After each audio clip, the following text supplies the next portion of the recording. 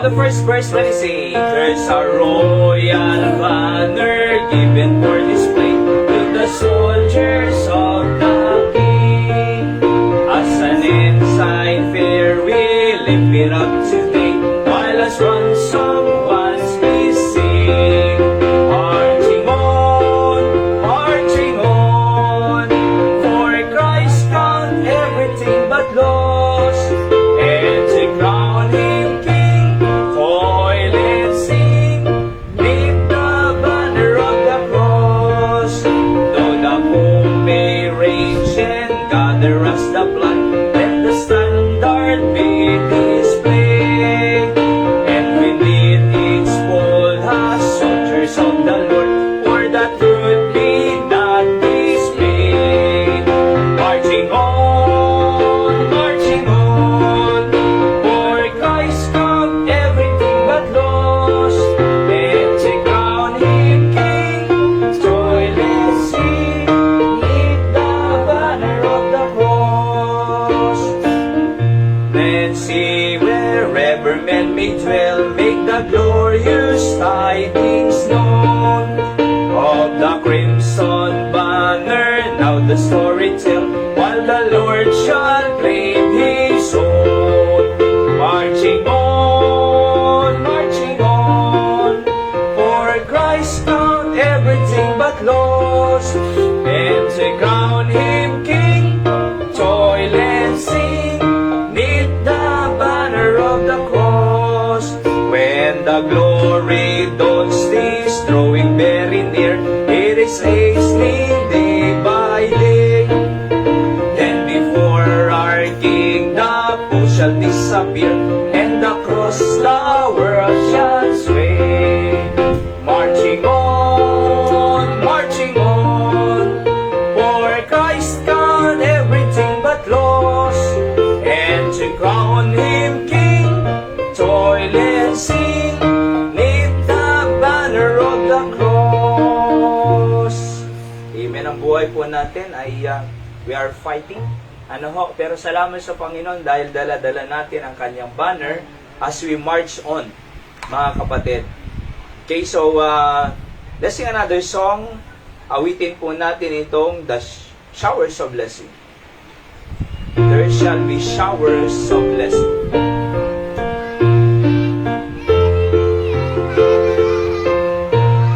On the first stanza already say, there shall be showers of blessing. This is the promise of love. There shall be seasons refreshing, sent from the Savior above. Showers of blessing, shower of blessing we need. Mercy drop on us are falling, but for the showers we plead.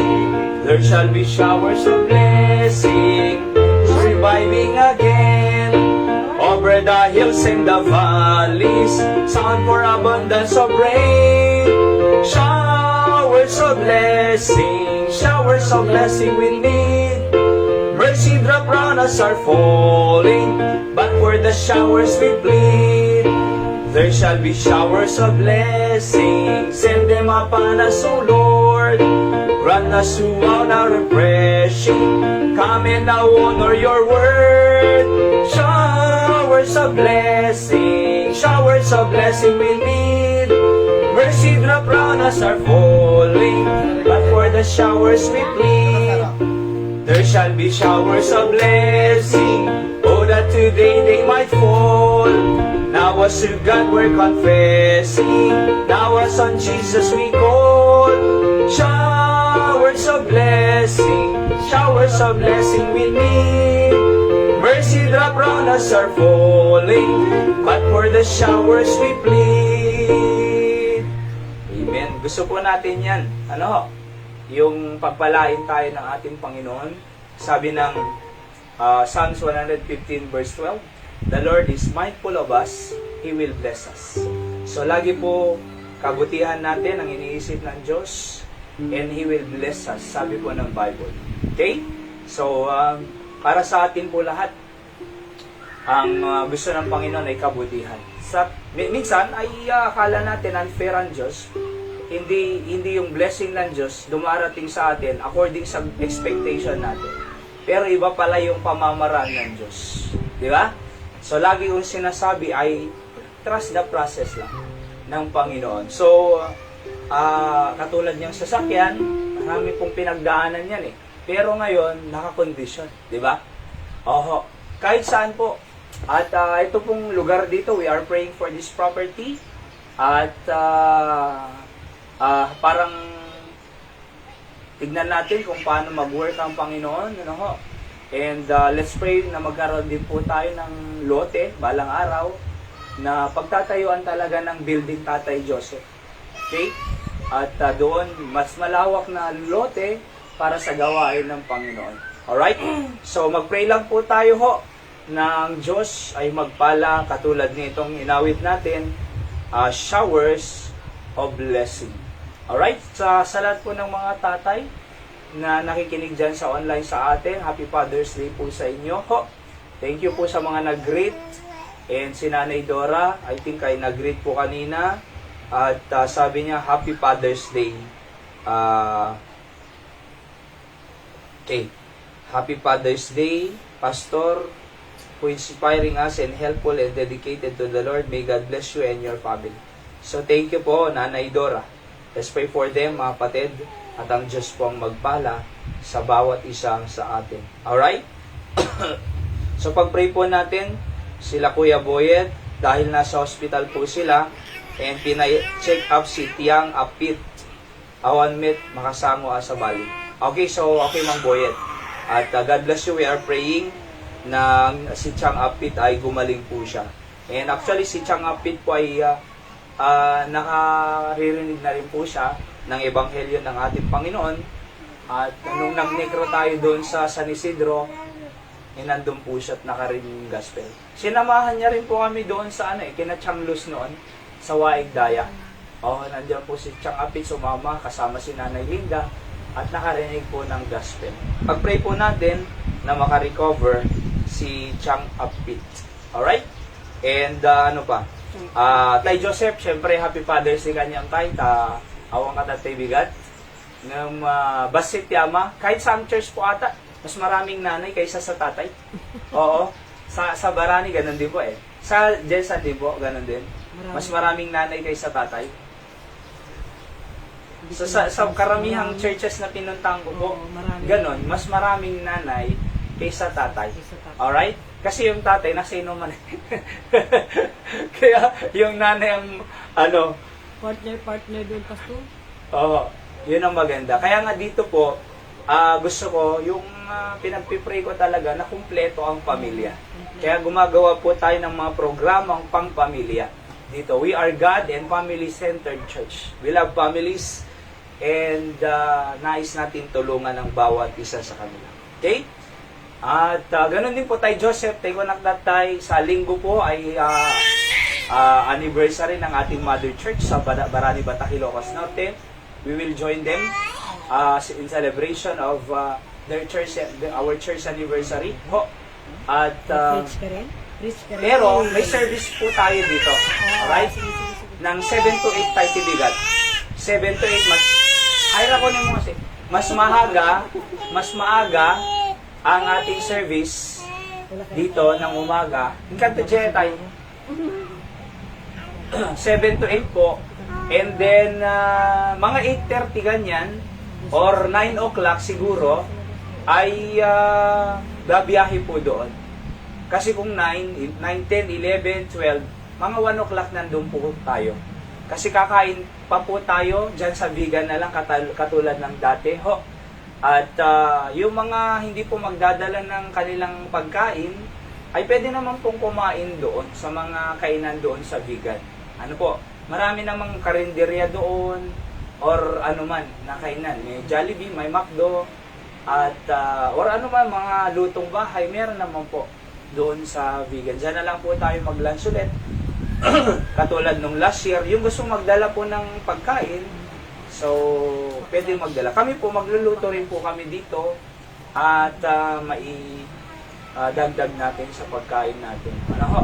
And as of now, ay binibilang po namin kanina ay nasa ano lang po 12.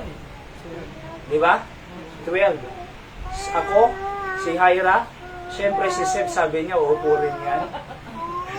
At si Mami, Daddy, Pastor, 5 na. At si Nanay Christy, 6. Ni Anton, 7. Ni Pau Pau Kinmaya, Umayda, 9. Tapos sino pa yan doon? Si Kanaya. Ni Ate Lorelai T. Umay, 1 na tatay. 10 na po yan. And sino pa? So si Nanay, kung pag-pray natin, malakas siya. For example, 11. Nasama ko na to. 11 plus wala pa dyan si Kuya Boyet, wala pa dyan si Ate Wilma at si Kuya Wilbert.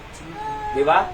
Pero 11 at kung 11 po yan, okay lang. And kasi po, pagbalik dito, sasama po si Nanay. Tsaka si Pia, yung isang pamangkin ko po. So, D13. Sakto lang po yan. Actually, 14 lang talaga ang maximum po niyan eh. So, okay na po yun. Oho. At yung mga meron pang gustong sumama sa totoo lang, katulad nila Ate Mariel, nanonood po yan, ay sika nang ibaga, Anton? O nagbuya? So, nanonood po yan, baka pwedeng sumama, sabi niya. And siyempre, hindi ako nagbanggit agad na sige, kasi yung nandirito, baka kulang pa eh. Oho. Ate Mariel, next time doon, kasi puno na po kami. Oho.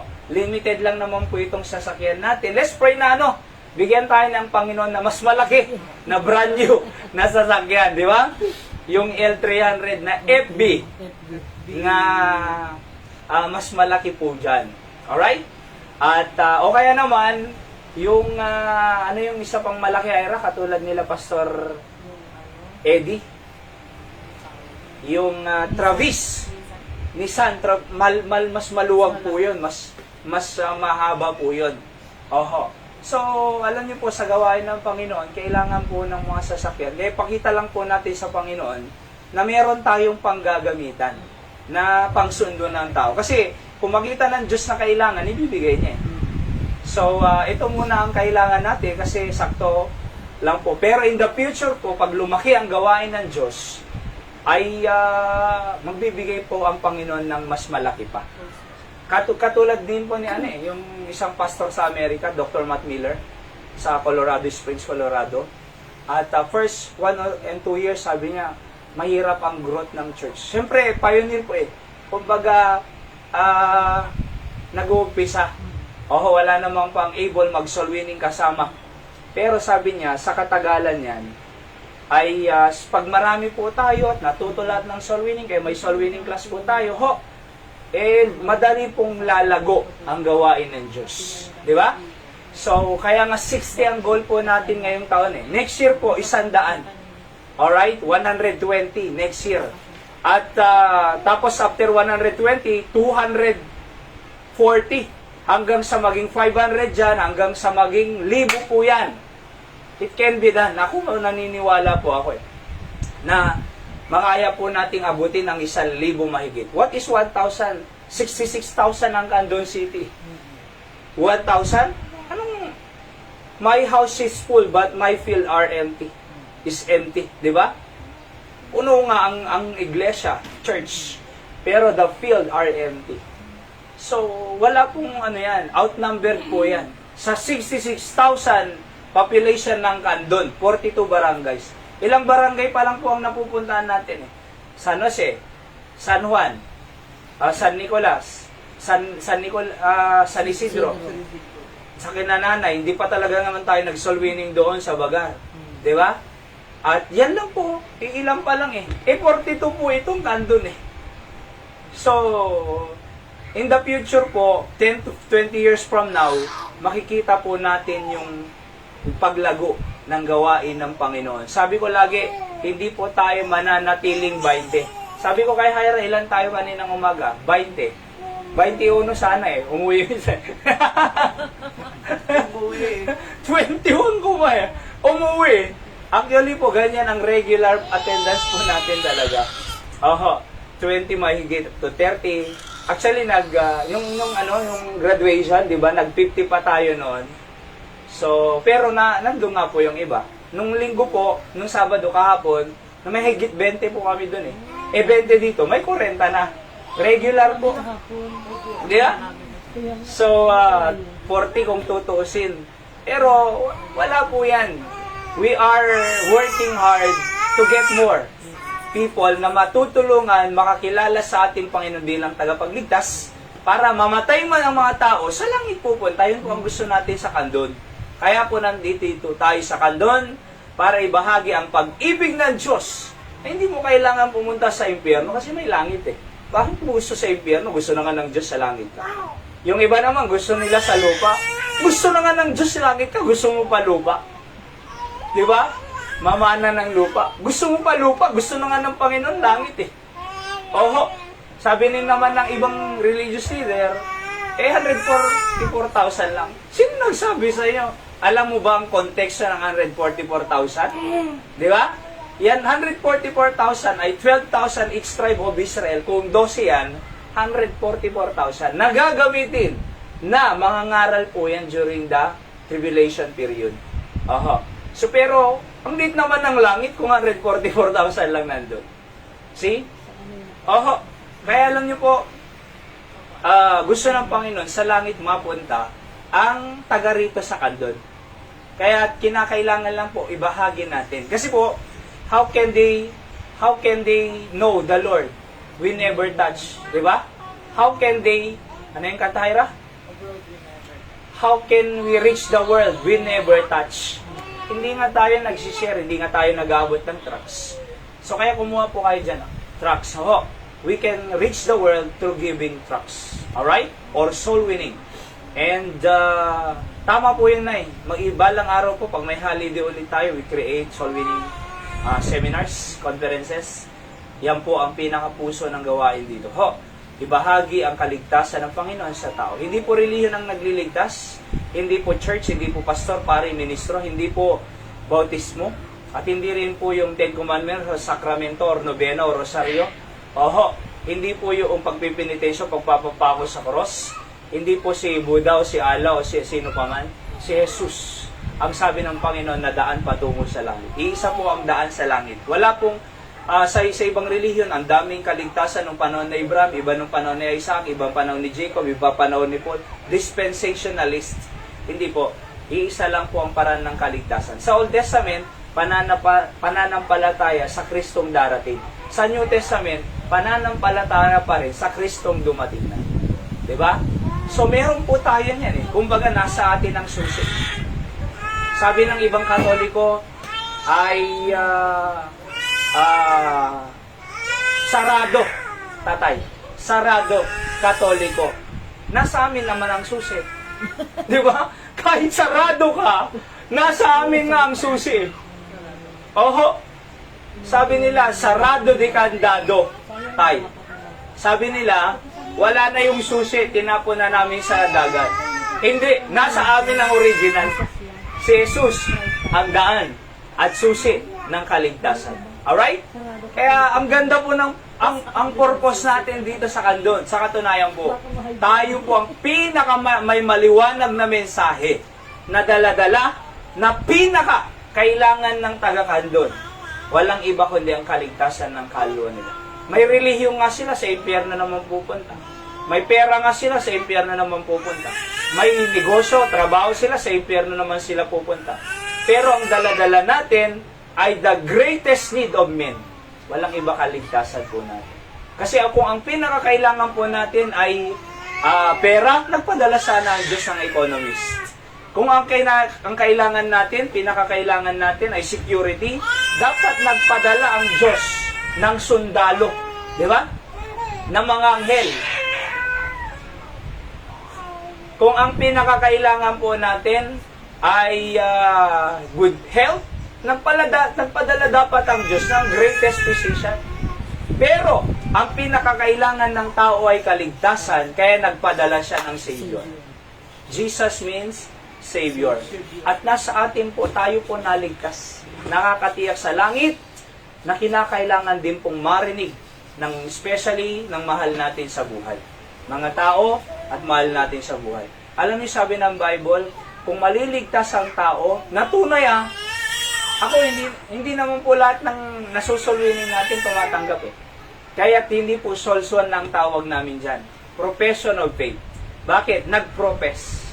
Nagbanggit siya na tinanggap niya ang Panginoon. Pero ang nakakaalam talaga ng totoong pagtanggap, siya at ang Diyos. Tayo, soul winner. Pero, between him or her in the Lord, ang nakakaalam. So, profession of faith. Hindi na souls won. Kasi dati souls won eh. Na win ko. Eh, hindi mo naman alam kung talagang tumanggap. Kaya mas maganda yung profession of faith. Profession of faith. Nag-profess siya ng pananampalataya kay Kristo. Kaya nga pag binabotismuhan natin eh. Totoo bang tinanggap mo ang Panginoon? Diba? Tiyak ka na ba sa langit? Tinanggap mo na si Kristo. Opo, sa kanyang profession, dahil sa iyong patotoo bilang isang preacher ng gospel, binabautismuhan kita sa pangalan ng Ama, ng Anak, ng Banal na Espiritu, na, picture, di ba? Ng death, burial, and resurrection ng Panginoon. Kaya, ayon sa iyong patotoo, binabautismuhan kita. Kasi hindi mo naman alam kung totoong tinanggap niya eh. Eh kung hindi niya talaga tinanggap, pero nagpabautismo, wala tayong problema doon. Bakit? Ayon sa iyong patotoo. Binabautismohan kita sa pangalan ng Ama, Anak, ng Banal na Espiritu. Bilang picture ng pagkamatay ng Panginoon, pagkalibing at muling pagkabuhay. So, ganun po. Alright? And napakaganda po ng ating mensahe para sa taga rito sa kanton. Kaya sama-sama po tayo na magdala ng ebanghelyo ng ating Panginoon hanggang sa ma-reach natin ang paglago ng gawain ng Diyos. Yung po ang preaching ko po sa Paway. Di ba? United for the Gospel kasi ang tema nila eh. Ang isang pinuntuhan ko po doon ay being united in the gospel, sabi ko doon, makes the church grow. Bakit ginagawang growing ang church? Nag-grow. Sapagkat una, from 12 apostles. Yung 12, naging 120. Yung 120, naging 5,000. Yung 3,000, Book of Acts chapter 2. Yung 3,000, naging 5,000. Yung 3,000, naging 5,000. Yung 5,000, naging multitude. Yung multitude, naging multitudes plural. Yung multitudes, naging multiply. Dito po sa Book of Acts, minsan po ipipreach ko rin po dito. At mag-grow po yan. Alam nyo yung multitude, sabi ng mga Bible scholars, 25,000 yun. More than 25,000. So, kaya, kailangan lang po talaga trabahuin. So, let's pray na ang Panginoon ay gamitin po tayo dito sa Candon City. Alright? So, kahit sarado sila, nasa atin ang susi. Masususian ka namin. Pwede kang buksan eh. Anong sabi ng Bible? Lest the glorious gospel of Christ should shine unto them. The God of this world hath blinded the minds of them which believe not, lest the glorious gospel of Christ should shine unto them. Okay, pagpapatuloy po natin, I think last na po ito. At next Sunday, ay iba naman pong, next Sunday tayo pala. Iba naman pong series, topic regarding building a godly family. Alright? So, basahin po natin ulit ang ating text, Proverbs 27:1.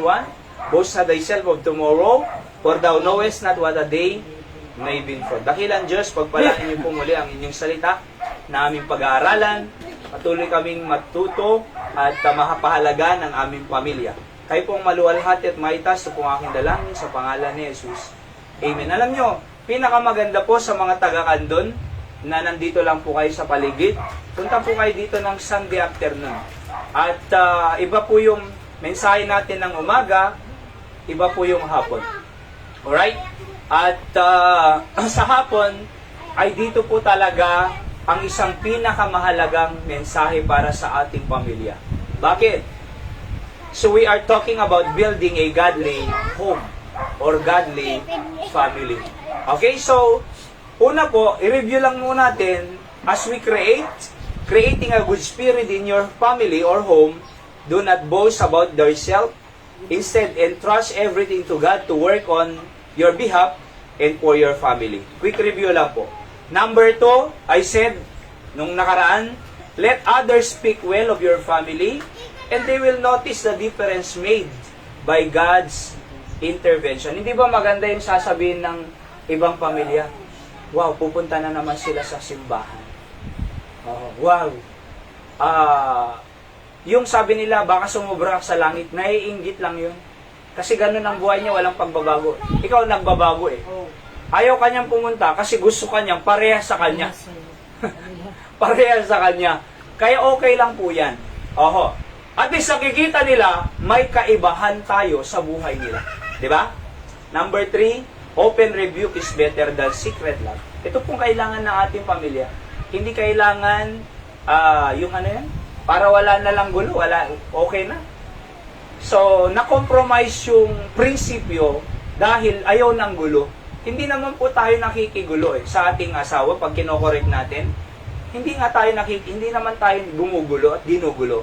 Gusto lang nating i-organize. Kasi ang Diyos po natin is the God of order, not confusion. So, how do we do that? Rebuke.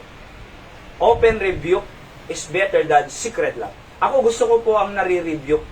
Nasanay po kami sa Bible College na napapagalitan araw-araw na. Sabi pa ng area leader ko noon, Romy, pinakitaan kita ng dalawang jeep, puno yan. Sabi niya, punong-puno. Nung iniwan ko sa'yo, iisa na lang. Nababawas-bawasan pa. Wala kang puso, umuwi ka na sa Batak, sabi sa akin. First year pa lang ako. Akalain mo yan? Ganun ang sasabihin ng area leader ko. At pinabayaan na po ako sa area.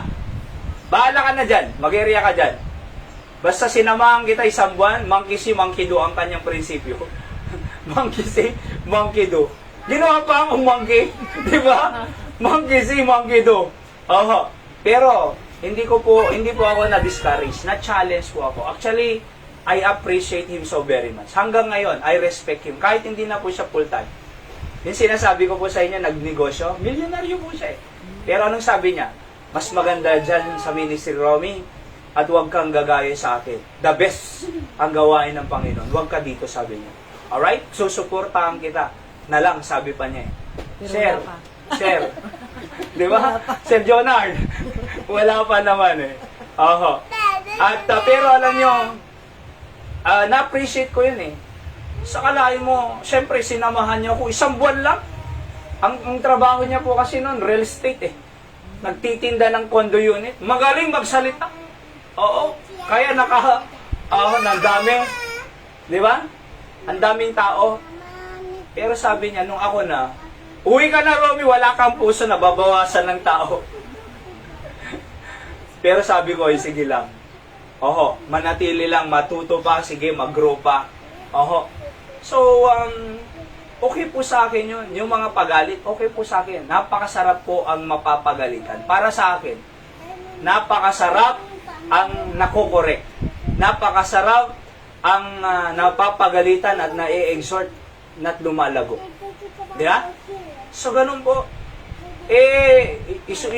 Yung isa, konting pagalit lang, quit na. No offend agad. Walang matututunan ang madaling ma-offend. Hindi lalago ang madaling ma-offend. Di ba? Ang madaling ma-offend, ganun na lang siya. Bakit? Hindi niya tinake na challenge para mag-grow sana. Ganun po ang kailangan ng ating pamilya. Para tumibay po, ay ito, open rebuke is better than secret love. And, next, a prudent man foresee the evil and hide himself. Next, don't engage with nonsense. Diba? Pinag-usapan po natin. I think dito tayo nagtapos. Don't engage with nonsense. Alright? So, sa ating pamilya po, marami pang kailangan mas magandang gawin. Sa amin po ni Hyra, morning may devotion po kami. Diba? So, yung tanghali, babalik natin na Hyra kasi sa tanghali po, nagwa-watch kami ng mga pang-pamiling programa. At,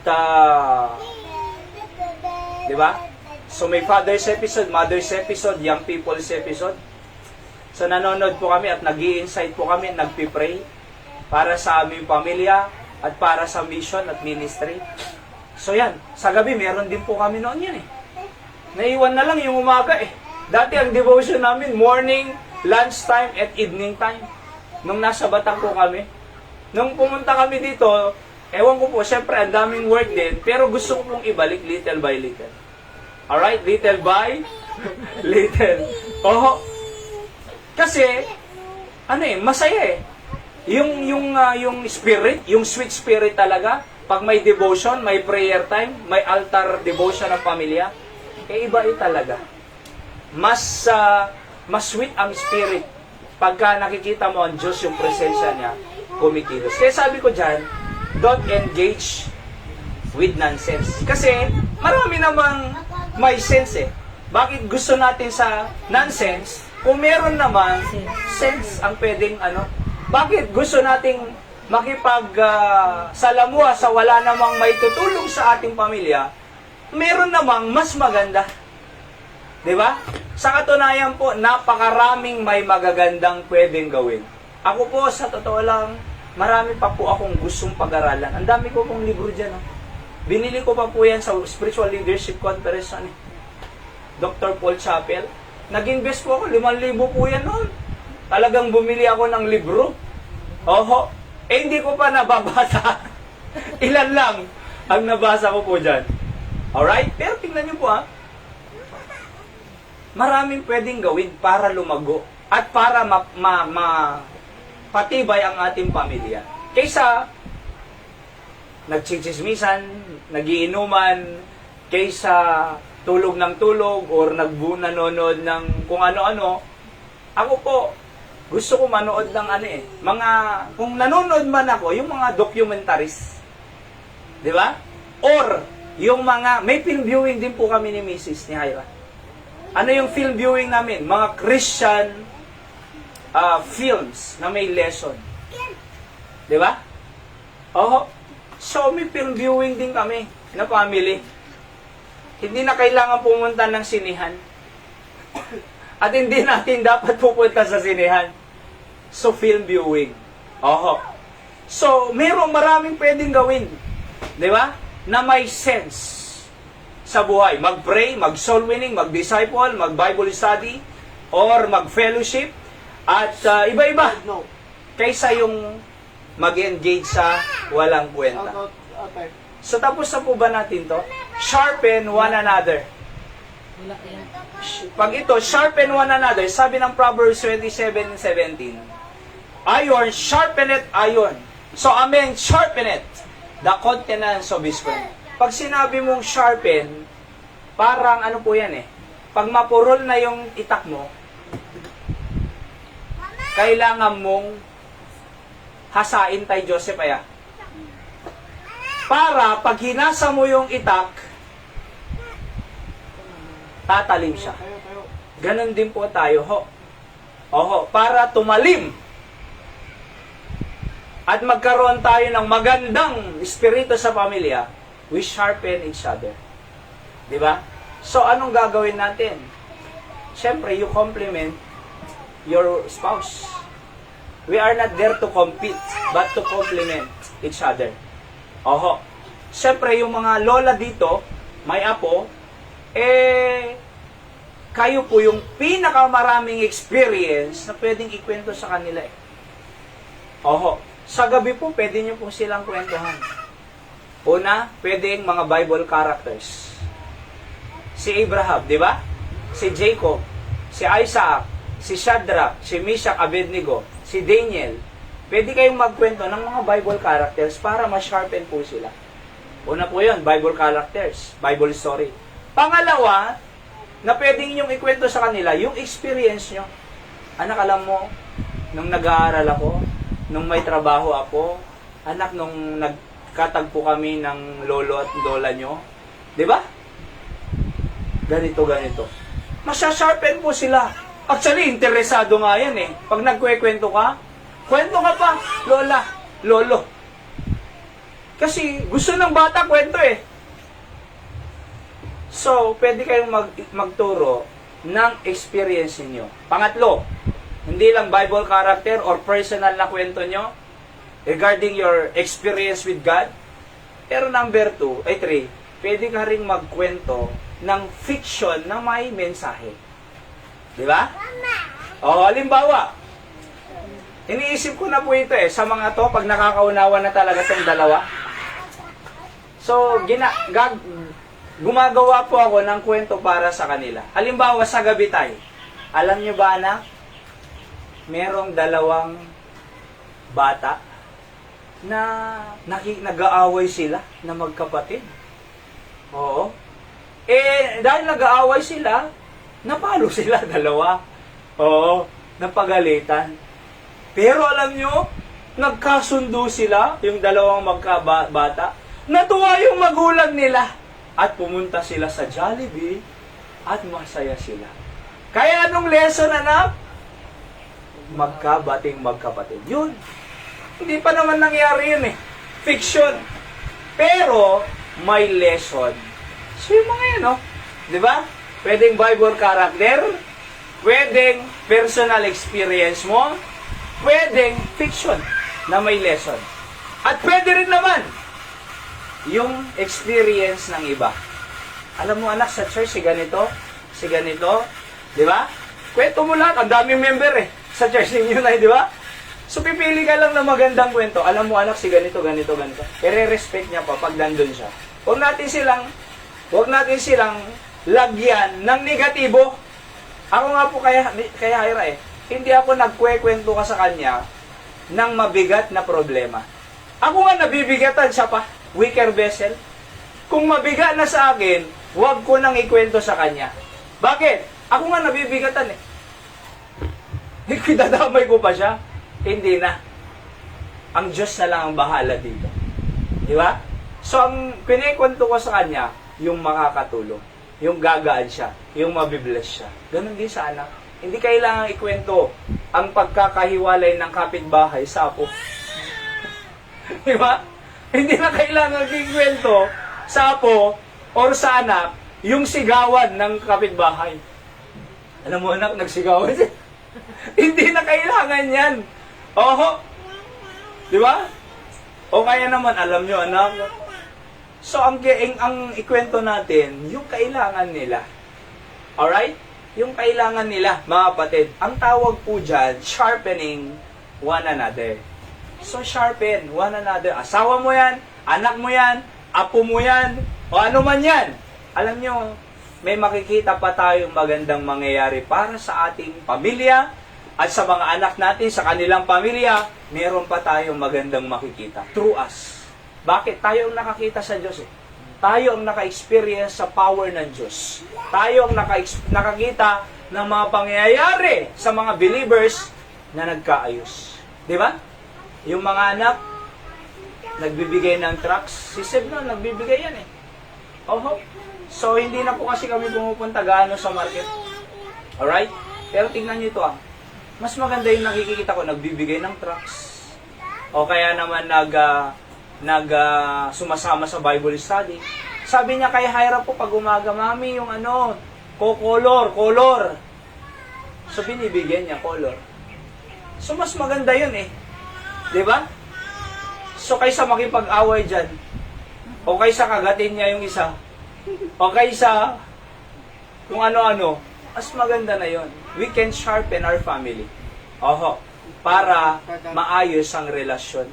Matibay pa. Sharpen one another in character, values, morality, dignity, decency, and integrity. Support each other through sound doctrine, strong relationship, meaningful fellowship, and solid family values. Sabi ko dyan. Oho, character.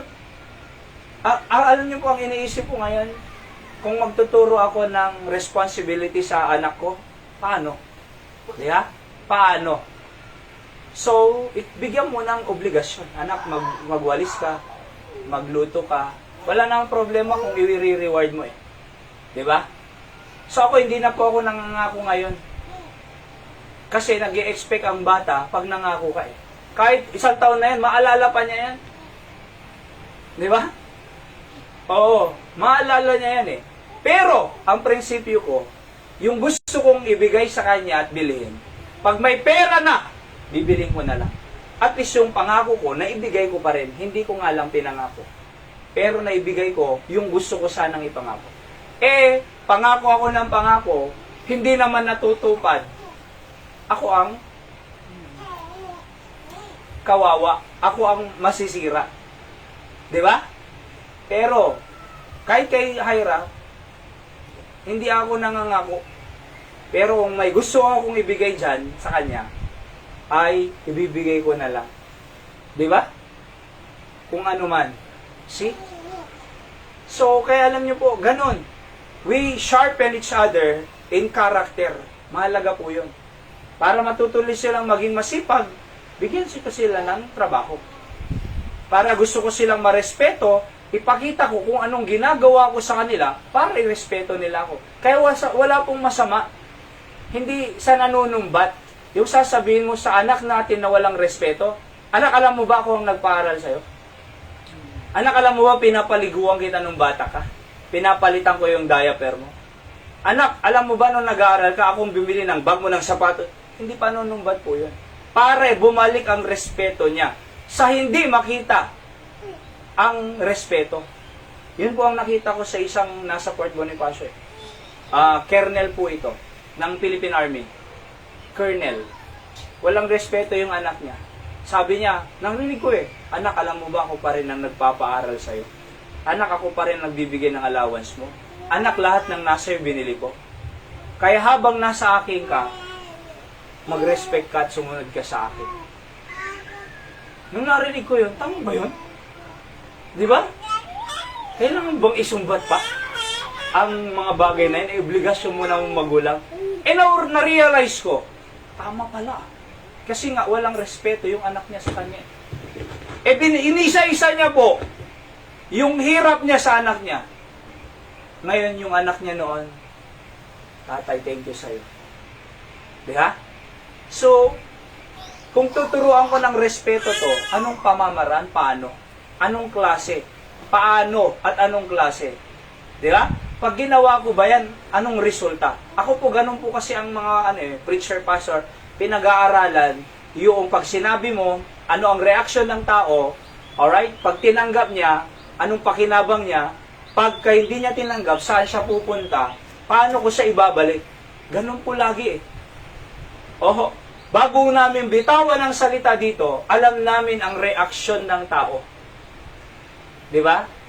O kung kaya niyang tanggapin, o ma-offend pa siya.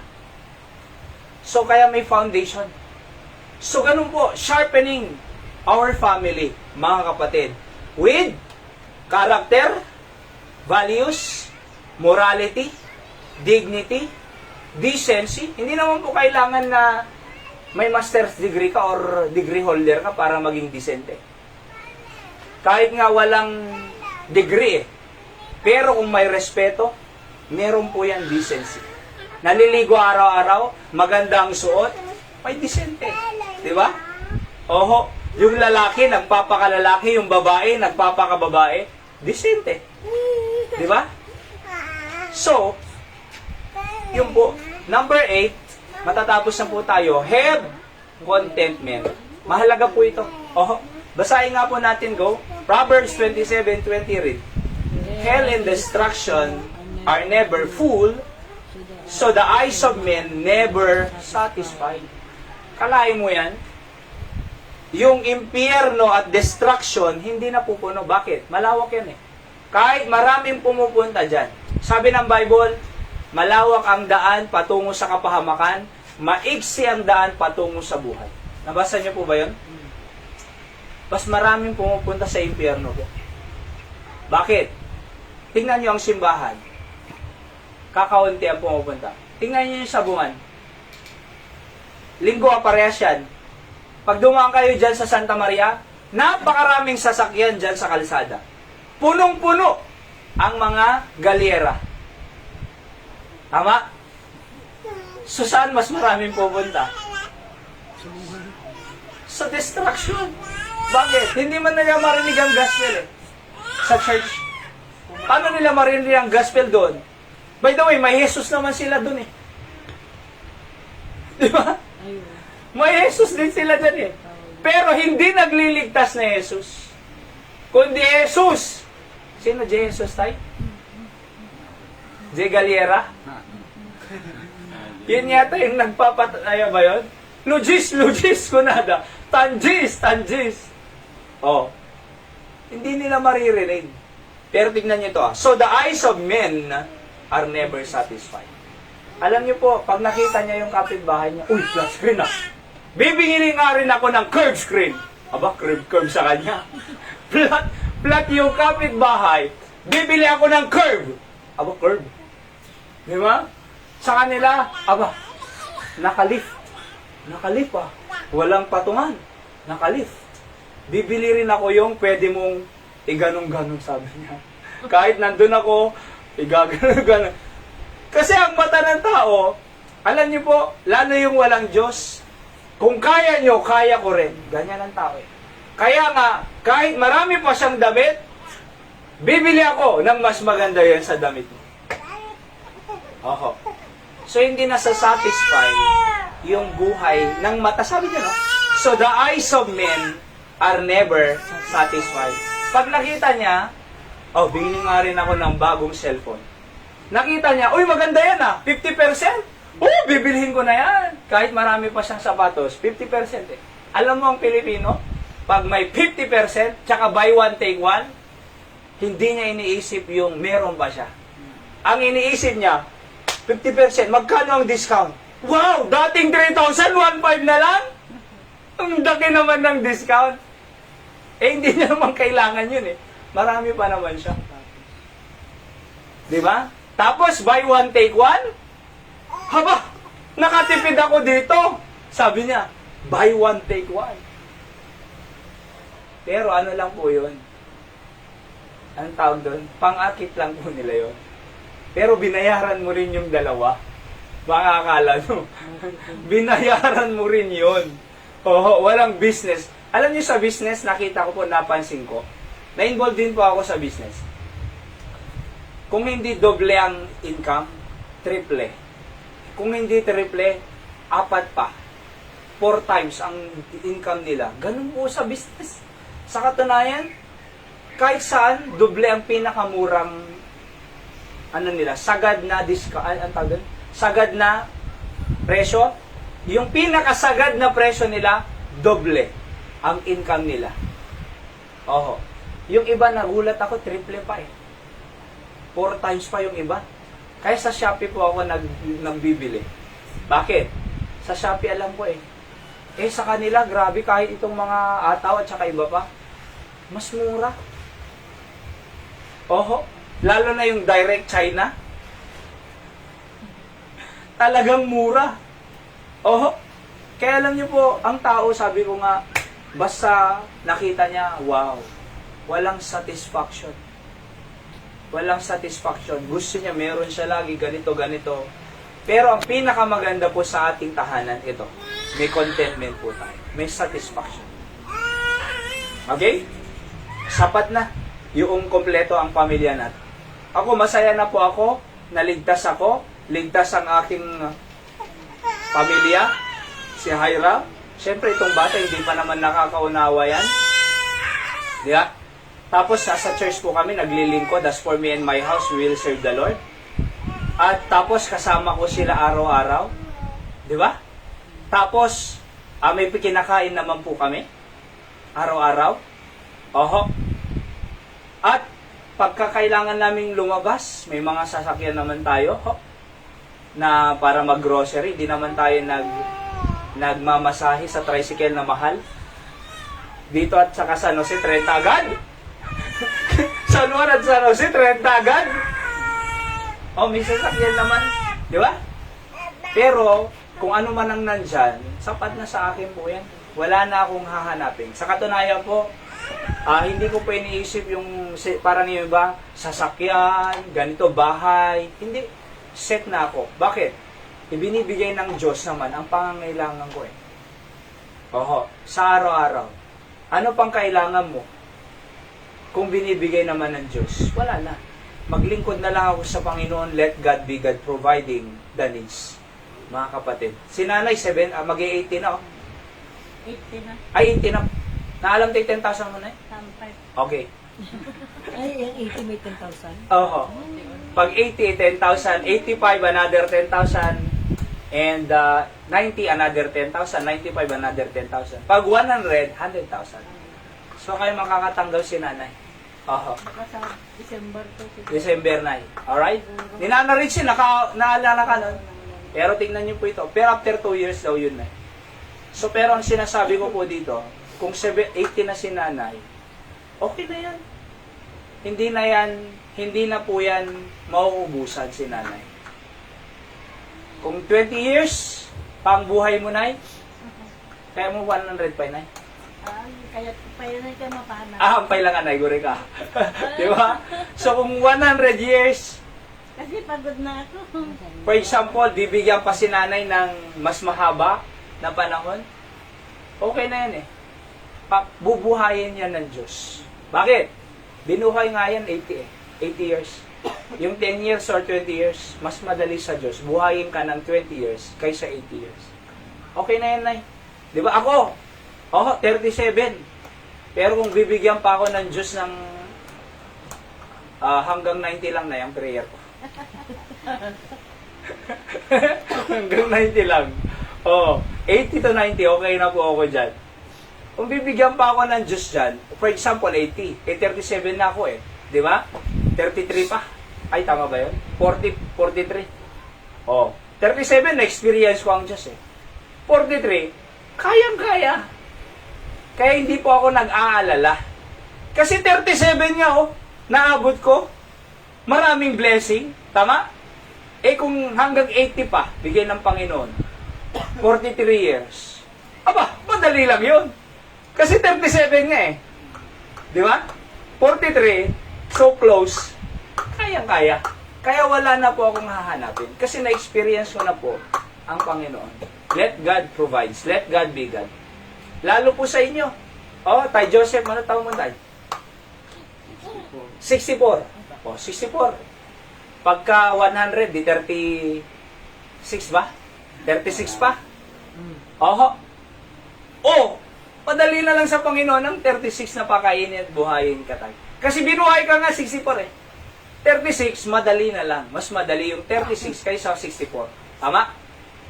So yun po, dapat, ibig kong sabihin, meron tayong satisfaction sa anumang meron tayo. Alright? Pero kung mapaghanap,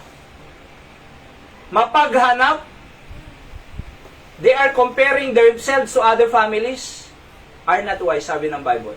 They that compare themselves to others, sabi ng Bible, not wise. So, hindi naman po tayo, iba yung pangangailangan nila eh, iba sa pangangailangan natin.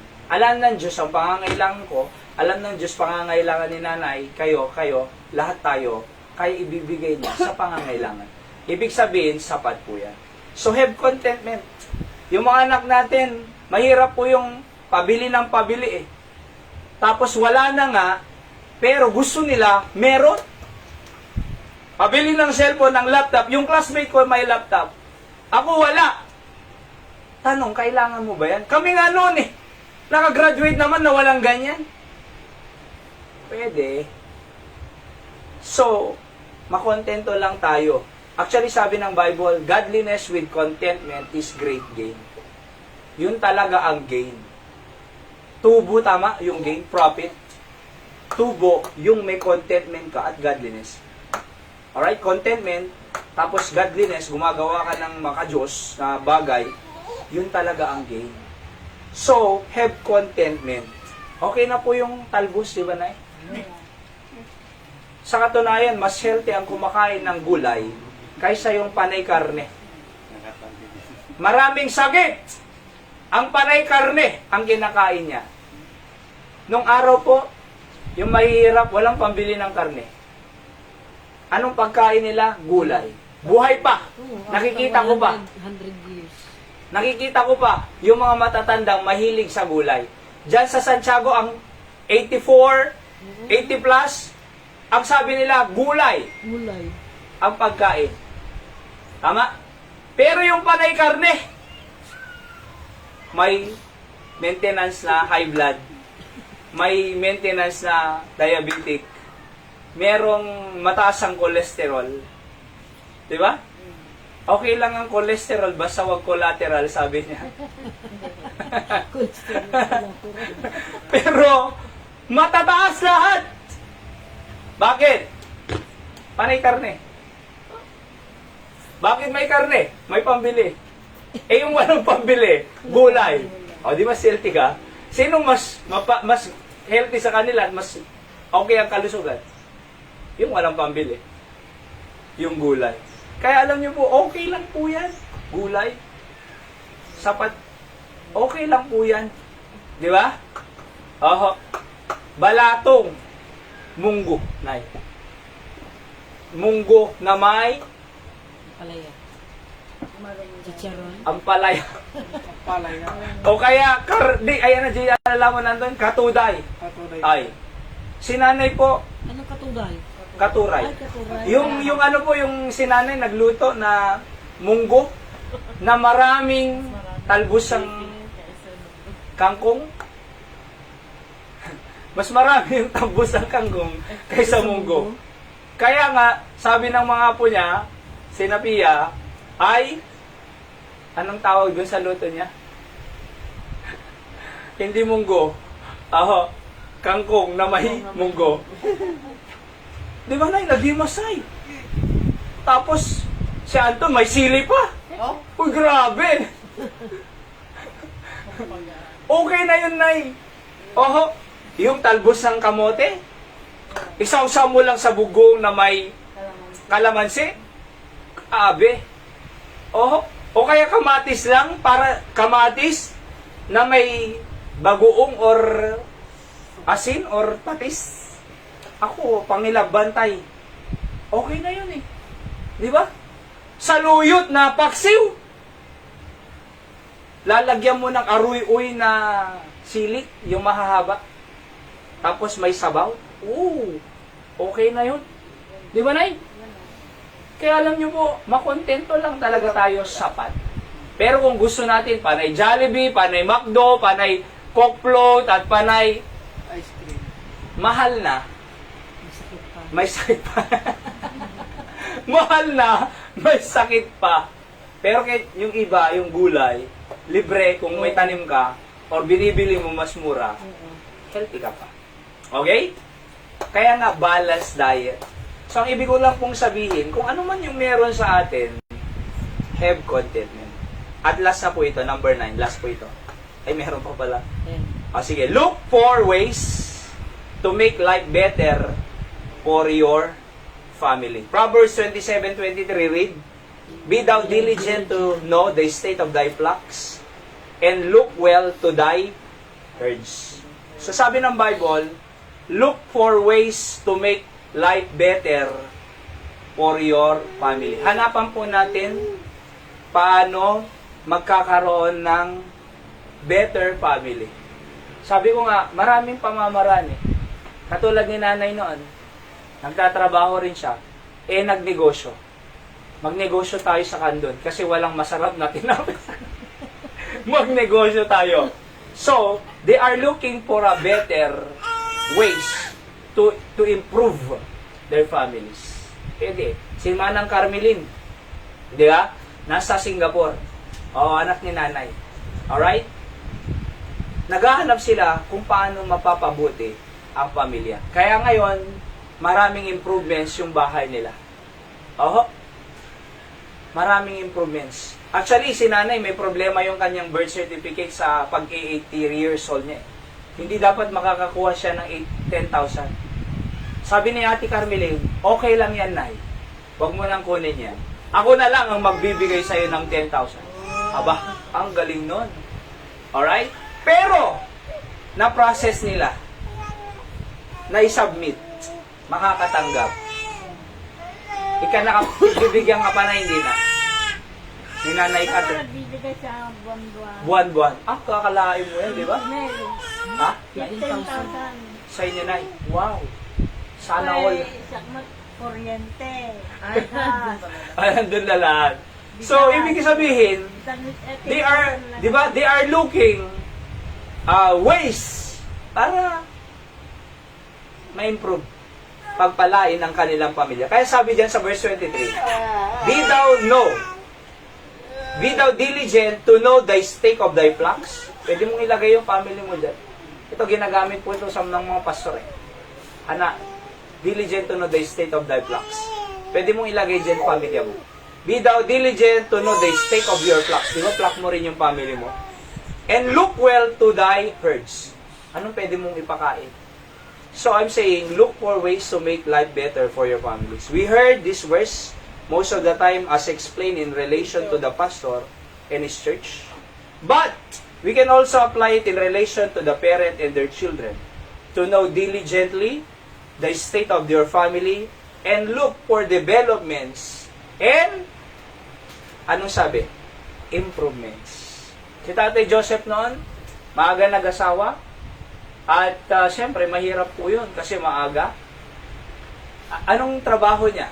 Kargador, dicer, dyan sa market. Di ba? Maaga pa lang nagbubuhat-buhat na yan si Tatay. Oho. So, bakit? Para sa pamilya. Di ba? So, ni Anton kaya natikwa.